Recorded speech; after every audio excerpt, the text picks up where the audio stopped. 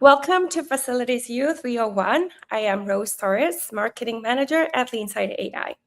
Today, we're talking about one of the most demanding environments in facilities management. Some facilities are complex because they never close. Others are complex because they serve many different stakeholders. Airports are both. Today's guest has spent his career managing exactly that kind of environment. He's worked across 3 very different cities and in several leadership roles, from contractor side facilities management to city government, and now at a major airport authority. Along the way, he's learned what it takes to keep an airport safe, compliant, and running smoothly while balancing the needs of regulators, airlines, passengers, and countless other stakeholders. Gene Frazier, welcome to Facilities U. Oh, thank you for the invite. I'm glad to be here. We're happy to have you here. So let's start with the questions, okay? So, Gene, tell me something. You've managed facilities across 3 very different cities, right? New Orleans, Tallahassee, and now San Jose. What has surprised you most about how airport facility management differs from one airport to the next? No, great question. We have a saying in the industry, when you've seen one airport, you've seen one airport. And what that means is that while, airports share some common elements, like regulatory compliance or the specific infrastructure that we all have, also, the diverse group of stakeholders that we're kind of responsible to, each airport operates in a unique environment. What surprised me most when I entered into aviation is that there really isn't a one size fits all approach to facilities management. Every airport has its own governance model or operating environment, and generally their own priorities. What I found is that success comes from kind of understanding those differences, Okay. while still consistently applying the same core principles.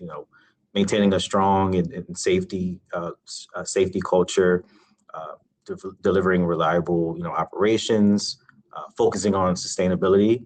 Okay. And those principles don't generally change, and it's just how you apply them. So, this is the first time that I hear that your focus is also in sustainability. Mhm. Can you elaborate a little bit more?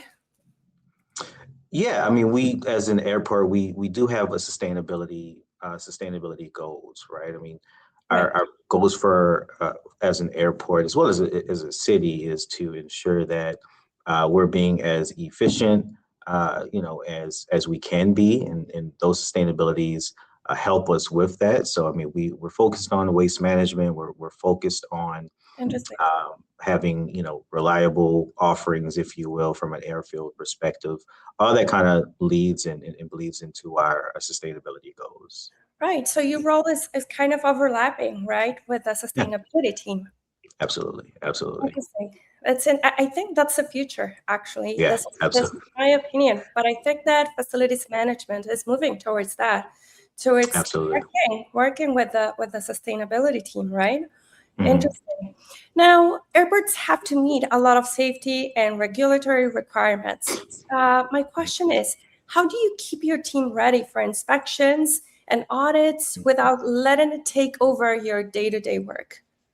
Right. So as you mentioned, airports, we operate in, a highly regulated environment. We have Yes. oversight from local and federal partners. For instance, to maintain our operating certificate, the FAA, they conduct annual inspections of our airfield, and that's to ensure we're maintaining our infrastructure safely, securely as well, but also that we're prepared to respond to, emergency situations that may occur. But if we were only preparing for when an inspection is scheduled, we'd already be behind the curveball, if you will. So, for us, compliance isn't something we do once a year. It's something that we kind of build into our daily operations, and we do that through having a strong, preventative maintenance program.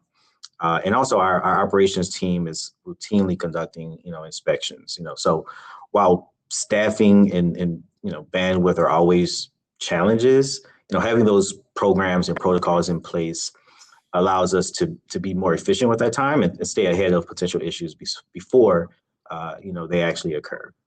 Yes. So how do you do this? Like, do you have a system in place? I guess you do. What tools do you use? Like, which technology you rely on? Yeah, absolutely. So we have a CMMS system, which is basically our enterprise asset management system. That's where we track our work orders, we track our preventative maintenance plans. So that gives us the frequencies of inspections that need to be done and the work that needs to be completed by our team. That's the way that we kind of keep track of it. And then Interesting. we obviously refer to that obviously on a daily basis. That bleeds into again our action plan and our work plan for our teams, what they're doing on a daily basis, what they're doing on a monthly basis, and that routine maintenance is what's kind of helps us obviously stay compliant ready. Right. Interesting. And I saw your profile, and I've seen that you have led facilities team in both private and public sectors, right? So what Right. changes the most when it comes to accountability and decision making? Yeah, I mean, one of the biggest differences is really the shift from managing assets on behalf of your client, right, to actually owning the asset yourself, right? So on the contractor side, your accountability is to the client, and your success is generally defined by the service agreement, right? You're responsible for delivering on the scope that's agreed upon, meeting those service levels, meeting those performance metrics that's outlined and prescribed, obviously, in the contract. However, when you move to the owner side, accountability becomes, I'd say, much broader. So who you're accountable to and what you're accountable for, that becomes a little bit more broader. So here, we're responsible to various stakeholders, but that includes, city council, that includes airlines, our federal partners, but ultimately the community, right?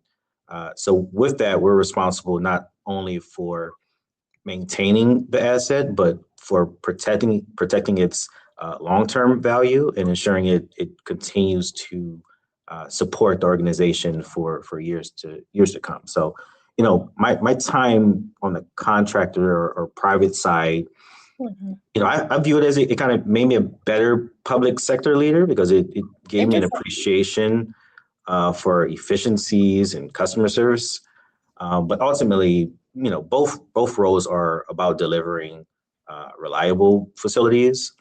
But the scope of accountability and the stakeholders you're ultimately responsible for is just fundamentally different. Right. And personally, which do you prefer, working for a private or the public sector?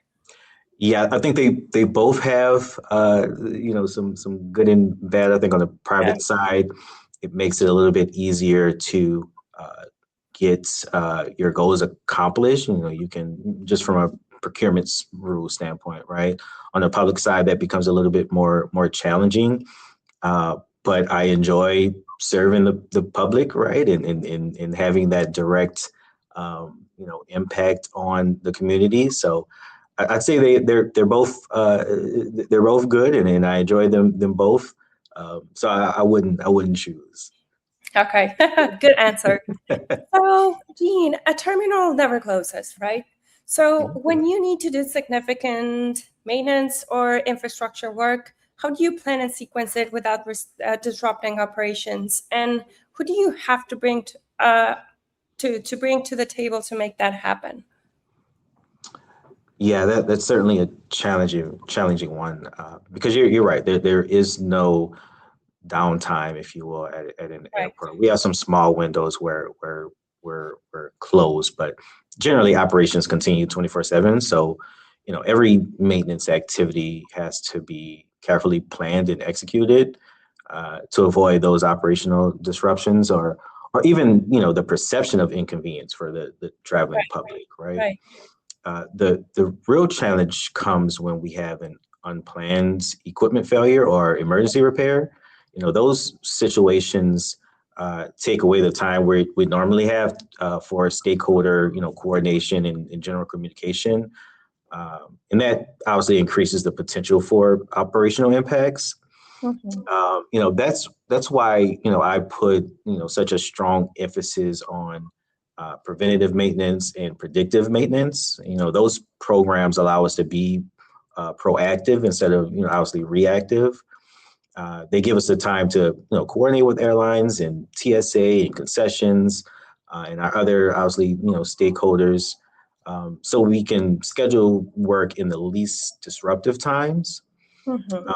And if we're planning well, passengers should never really notice the work that's happening around them. They'll Right. traverse through the terminal as normal and as if nothing really changed for them, while significant infrastructure improvements are happening um, behind the scenes, right? And to me, that's ultimately what success looks like. Yeah, and still, I think that you face emergencies, right? Yeah, The absolutely. control everything. Right. Yeah. We don't live in a perfect bubble, if you will. There's definitely emergencies that occur, and we need to respond. The beauty is that again, we're pretty comfortable with what our assets are and what those contingency plans are when they do fail. But yeah, we're not able to control everything. So emergencies are going to happen. It comes down to our response. Okay, so for my next question, I think it's a little bit related. So Mhm, airport facilities, they sit at a very unique intersection. So you're serving mhm. airlines, you're serving the Transportation Security Administration, passengers, and your own authority all at once, right? Yes. So how do Right. you manage competing priorities, right? When everyone thinks their issue is the most urgent. Yes. So, one of the realities I'd say of airport facilities management is that, everyone has a legitimate priority. Airlines are focused on, on-time performance. TSA is focused on, security. Right. Concessions, they're focused on revenue generation, right? And passengers want to traverse again the airport and make their flights on time. So, you know, our role is to balance those priorities objectively, Yes. rather than simply respond to. Sorry, my light is going out. Respond to whoever is asking. I'd say the loudest. We use a consistent framework that involves priority based on safety first, Yes. regulatory compliance second, and then customer service, generally is close behind that. That gives my team a clear way to Definitely. prioritize work, regardless of who is making the request. But again, that with that communication, again with that, communication is just as important as prioritization. Mhm. So even when a request can't be addressed immediately, people generally appreciate knowing where their request falls in that queue. So you know as long as we're able to connect with our stakeholders and communicate to them, and provide reasonable expectations, what I Yes. found is generally their understanding of that. And thankfully, here in the airport community, we're pretty close knit, and as long as we're providing that clear, transparent communication to them, they're understanding, and they just want to know kind of where they fall into that queue, and we make sure that we're transparent with that communication. Exactly. And they need to understand that number one, right? Safety first. Right. Absolutely. Yeah, Absolutely. it's an airport, right? It's a very complex facility, right? So Yes. let's Yes. talk a little bit about leadership. So Okay. you are very involved in the facilities management community.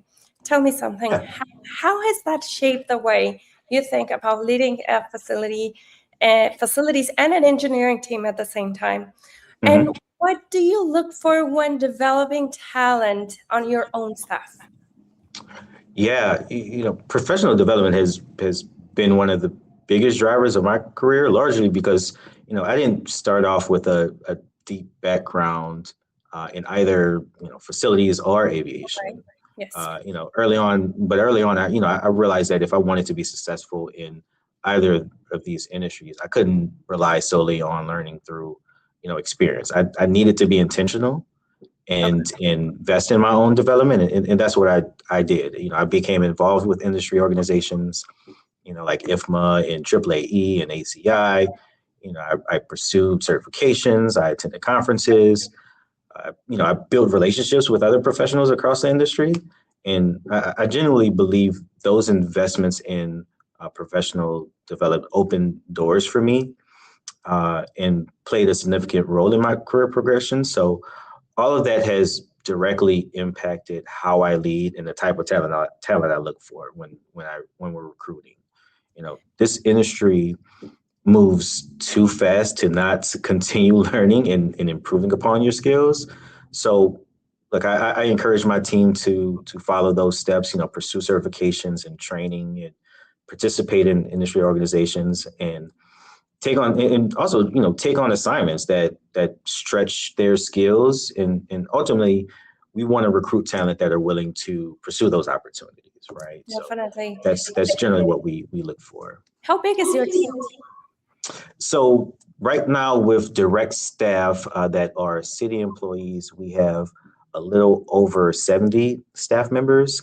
Wow. And we have a couple million square feet of responsibility here at the airport.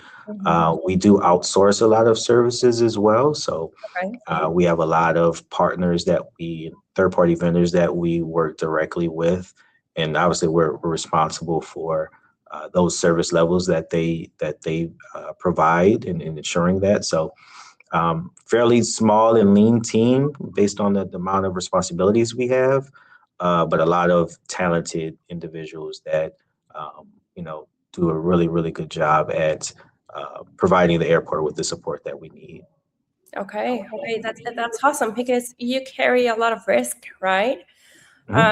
So talking about risk, so an infrastructure failure at any airport isn't just an inconvenience, right? It can ground flights, trigger regulatory responses. And my question is, how does that change the way you think about risk compared to someone who's managing an office building or a group of retail locations? Yeah, so I've never worked in those type of environments, but and I touched on this a little earlier as well. But you're exactly right. An infrastructure failure at an airport can have consequences, far beyond the asset itself. Because airports are part of this national airport system. A significant disruption at my airport can have ripple effects across the entire network. Through delays, diversions, other operational impacts. That's why resilience isn't just about keeping equipment running. It's about protecting the continuity of the transportation system as a whole. So from a facilities perspective, that means, again, like I mentioned, understanding your critical assets, identifying those single points of failure, and investing in preventative maintenance, redundancies, contingency planning, and life cycle management before problems occur. So ultimately, my goal is to put the airport and the organization in a position where we're anticipating risk rather than reacting to them. And again, when we do that well, disruptions become far less frequent. Recovery is generally faster when something does happen, and the traveling public never sees the work happening behind the scenes. So that's the goal. That's awesome, and congratulations, because you have a very complex operation. Yeah, it's challenging. And Gene, I have a last question for you. So for a facilities manager looking to break into aviation for the first time, what's the one thing they need to understand about this environment before they walk through the door? Wow, good question. I think the biggest thing to understand is that aviation and really government in general, government infrastructure in general as a whole, right? We are a mission-driven environment. So success isn't measured by, maximizing profits, for instance, right? It's measured by keeping people safe, maintaining critical infrastructure, providing and delivering reliable service to the public on a daily basis. So one thing I always tell people is not to fall into this mindset of saying, you know, that's just how government works, right? You know, every organization has opportunities to improve, and you know, I want people who are willing to, you know, think critically, you know, challenge processes, but be solution oriented, right? And look, you know, every idea isn't going to be implemented. You know, not every solution will be the right one, right? But if we stop looking for you know, better ways to do things, and generally we're going to stop improving, right? And I'd say this to anyone, you know, considering aviation. You know, it's one of the most rewarding industries you can be a part of. You know, every day is different. You know, you're responsible for infrastructure that keeps you know, people moving, commerce moving, and you know, the work you do has a direct impact on your community and the traveling public. So you know, it's challenging, it's incredibly fulfilling and rewarding. And if you're curious and you're willing to learn and you're committed to you know, continuous improvement, aviation, you know, offers tremendous opportunities for growth, both, you know, professionally as well as personally. Awesome. Thank you very much for your recommendations. I'm pretty sure that our audience, they're going to value them a lot. Absolutely. I hope so. And that's a wrap on Facilities U 301. Gene, what you have shown us today is that facilities leadership and aviation, it's not only about keeping systems running, it's about navigating regulations, stakeholders, and accountability structures as well that shift depending on where you sit, right? Absolutely. To everyone watching, whether you're managing a terminal, a campus, or any facility where the stakes of downtime are high, the principles Gene shared today apply. Know your regulators before they know you. Build a team that can flex across competing priorities and never stop developing the people around you. Thank you so much for joining us. Keep your facilities right, keep your teams ready, and we'll see you next time, Gene. Perfect. Thank you so much, Rose.